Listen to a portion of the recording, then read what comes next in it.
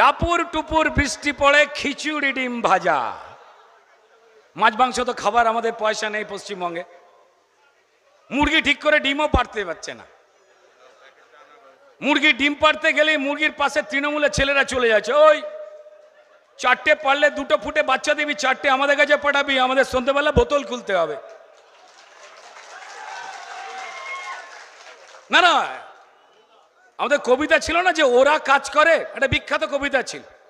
ঠিক তেমনি আমাদের কাজ অন্যায়ের প্রতিবাদ করা। আমাদের কাজ কেন্দ্র সরকার, আমাদের মাননীয় নরেন্দ্র মোদীজি পশ্চিমবঙ্গের মধ্যবিত্ত, নিম্নবিত্ত, হিন্দু, মুসলমান, শিখ, ইসাই, খ্রিস্টান সব মানুষের জন্য যে যে প্রকল্প পাঠাচ্ছেন, যার দয়াতে আমরা বেঁচে আছি, যে টাকা চুরি করাটাই একমাত্র তৃণমূলের কাজ, যার বিরুদ্ধে আমরা মানুষকে সজাগ করছি, সচেতন করছি। আমাদের লড়াকু জননেতা শুভেন্দু অধিকারী মহাশয় দৌড়ে বেড়াচ্ছেন পশ্চিমবঙ্গে। আমাদের রাজ্যের অন্যান্য নেতা মাননীয় সম্মানীয় সভাপতি সুকান্ত মজুমদার থেকে শুরু করে বাকি অন্যান্য নেতৃত্বরা, তারা যে যেভাবে বলে বেড়াচ্ছেন, আর আপনারা যে আগুন জ্বালাচ্ছেন তারা ধরা পড়ে যাচ্ছে বলেই আক্রমণ নেমে এসছে। সুতরাং এখানে পিঁপড়েও ডিম পাড়তে ভয় পায়, চাটের জন্য পিঁপড়ের ডিম চুরি হয়ে যায়। মুরগি ডিম পাড়তে ভয় পায়, অর্ধেক ডিম পাড়ার পর ভাট করে ভেতরে নিয়ে নেয়। তো টাপুর টুপুর বৃষ্টি পড়ে খিচুড়ি ডিম ভাজা, ঢেকুর তুলে বলো সবাই চোরের আপাক সাজা। ঝলঝড়েতে গঞ্জে গায়ে হচ্ছে সবাই জড়ো, একটা স্লোগান, এ বাংলাকে চোর মুক্ত করো। ভাই, বৃষ্টি থেকে বাঁচতে গেলে সঙ্গে রাখুন ছাতা। বৃষ্টি থেকে বাঁচতে গেলে সঙ্গে রাখুন ছাতা। আর আদালতে ভাই ভাইপোর খুলছে হিসেব খাতা। প্রতিহিংসার রাজনীতি আমরা করি না।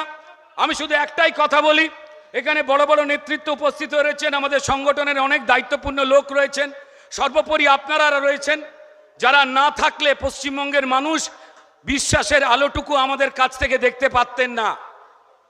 আপনারাই প্রত্যেক মুহূর্তে হুঁশিয়ারি দিয়ে যাচ্ছেন চোর হটবে। দেখুন, কদিন আগে চন্দ্রযান গেছে, ভারতবর্ষের গর্ব, সারা পৃথিবীর গর্ব, সেই গর্ব আমাদের ইসরোর বিজ্ঞানীরা করেছেন। নরেন্দ্র মোদীজি চেয়েছেন যে আমাদের বিজ্ঞানীদের মানুষের জন্য কাজ, ভারতবাসীর জন্য যে ভালো কাজ, সেই কাজের জন্য যা খরচ হয় আমরা দেব। আমাদের সরকার কার্পণ্য করেনি, কিন্তু যা হয়, আমি এটা ছোট গল্প বলবো, বলে আমার কথা শেষ করব, কারণ এখানে সবাই অধীর আগ্রহে শুভেন্দু বাবুর কথা শুনবার জন্য। আমি শুধু কথা বলবো না, আমি বলবো যে লড়াই করার মন্ত্র, যে মন্ত্র উনি দেন, সেই মন্ত্র নেবার জন্য সবাই অধীর আগ্রহে অপেক্ষা করে আছেন। মাননীয় অভিযোগ করেছিলেন নাকি ল্যান্ডিং দেখতে পাওয়া গেল না, চন্দ্রযান চাঁদে নামবে নাকি ল্যান্ডিং দেখতে পাওয়া গেল না। দেখুন, বিভিন্ন খুঁত খোঁজার চেষ্টা করে। আমি শুধু একটা উদাহরণ দিই। এক ছেলের বিয়ে হচ্ছে না দেখে মা বিভিন্ন রকমের পাত্রী জোগাড় করে এনেছিল। ছেলে থেকে থেকেই খুঁত ধরে, যারা মায়েরা মাসিমারা রয়েছেন জানে, খুঁত ধরে ছেলে। এ বলছে না, গায়ের রংটা পছন্দ নয়। আবার একটা মেয়ে নিয়ে আসা হলো, বললো যে গায়ের রং পছন্দ, দেখতে খুব একটা আমার মতো মনের মতো হচ্ছে না। আবার একটা মেয়ে নিয়ে আসা হলো, সব ভালো, বললো রান্নার হাত ভালো না। এই এত কিছু করবার পর মা সর্বাঙ্গ সুন্দর নিখুঁত একজন মহিলা নিয়ে এলেন, একজন নারীকে নিয়ে এলেন তার ছেলের সঙ্গে বিয়ে দেবার জন্য। তো বিয়ে হলো, ফুলসজ্জাও হলো। ফুলসজ্জার রাত্রিবেলা মা, আমাদের মফস্বল গ্রামে যা হয়, মা সকালবেলা বাথরুম যাবার জন্য যখন বালতি নিয়ে আর কাঁধে গামছা নিয়ে বেরিয়েছে, দেখে যে দোরগোড়াতে ছেলে কাক ভরেতে। কোথায় সেই সময় ঘরে থাকবে, ফুলসজ্জা হয়েছে, ঘরে না থেকে চৌকাটে মাথায় হাত দিয়ে বসে ফুঁপিয়ে কাঁদছে। তো মা জিজ্ঞেস করেছিল, হ্যাঁ রে গোপাল, তুই কাঁদো কেন? গোপাল এসে বলল, মা খুঁত আছে। বলে, সে কি, তোর জন্য এত পাত্রী ঘেঁটে, সর্বগুণা সম্পন্না, একদম কোনো রকম খুঁত নেই এমন পাত্রী নিয়ে এলাম, তাতেও তুই খুঁজবার করলি, কি খুঁত? বলে, সে মা বলা যাবে না। বলে, ফুলসজ্জা হয়েছে, তুই বলতে পারবি না, তবু বল। ছেলে বলে কিনা জানেন? ছেলে বলে, মা মেয়ের সব ভালো, শুধু শুয়ে পড়লে নাকের ফুটো দেখা যায়, এইটা হচ্ছে অজুহাত।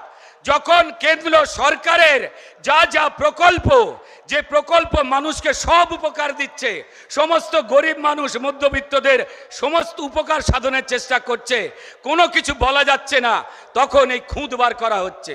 আর এই কারণেই বলি যে আমরা ল্যান্ডিংটা এই কারণে আপনি মিস করে গেছেন, দেখতে পাননি। পশ্চিমবঙ্গে যা চুরি আপনারা করেছেন, পশ্চিমবঙ্গের মা, মাসি, ভাই, ভাইপো, শিক্ষিত, গরিব, দরিদ্র, নারী, পুরুষের যেভাবে আপনারা অধিকার চুরি করেছেন, সেই অধিকারের জন্য পশ্চিমবঙ্গের মানুষ নিজে ফিরে পাওয়ার জন্য আপনাকে তাড়া করবার জন্য প্রস্তুত আছে গণতান্ত্রিক পদ্ধতিতে। মাননীয় মুখ্যমন্ত্রী, তৃণমূল দলনেত্রী, আপনি হেলিকপ্টারে নামতে গেলে কি করে কাঁপে, সেই ল্যান্ডিং নিয়ে চিন্তিত ছিলেন আমরা জানি। আমরা এই এত জনগণ আপনাকে তাড়া করলে, পশ্চিমবঙ্গে যে জনগণের আপনি সব লুট করেছেন, সেই সব জনগণ কোমর বেঁধেছে। তারা তাড়া করলে যাতে আপনি দৌড়ে গিয়ে তৃণমূল দল সমেত চাঁদে ল্যান্ডিং করতে না পারেন চুরির মাল নিয়ে, সেই জন্য ল্যান্ডিংটা হয়তো আপনার চোখে ধরা পড়েনি বা আপনি দেখতে পাননি, বেঁচে গেছেন। যারা এখানে জড়ো হয়েছেন, যারা এই মঞ্চে জড়ো হয়েছেন, আমরা পঞ্চায়েত ইলেকশন আমরা সবাই জানি আমরা লড়াই করেছিলাম একটাই কারণে, আমরা সিট দখল করবার জন্য লড়াই করিনি, আমরা কত সিট জিতবো সেই জন্য আমরা লড়াই করিনি।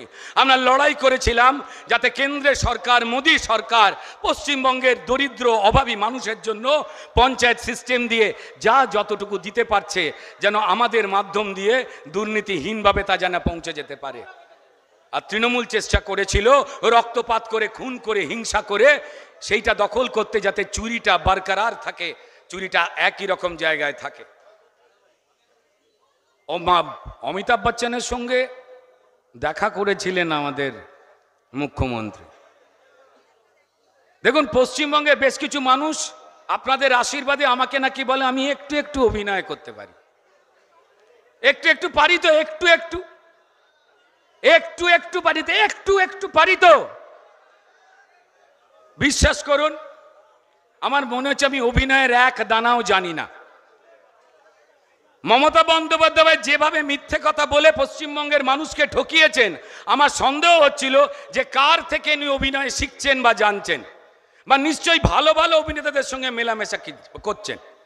সেদিন হঠাৎ করে যখন অমিতাভ বচ্চনের সঙ্গে দেখা করলেন, সেদিন নিশ্চিত হয়ে গেছিলাম যে অভিনয় উনি কোত্থেকে শিখছেন।